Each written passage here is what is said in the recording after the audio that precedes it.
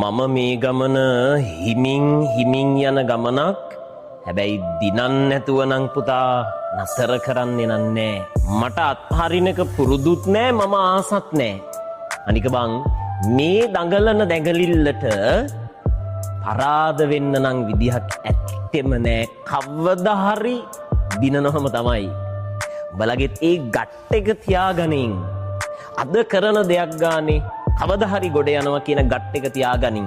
එතකොට වැඩ කරන්න ආසයි බං. මම මේ ගමන හිමින් යන ගමනක්. හැබැයි දිනන් නැතුව නම් පුතා නතර කරන්නේ නෑ. මට අත්හරිනක පුරුදුත් නෑ, මම ආසත් නෑ.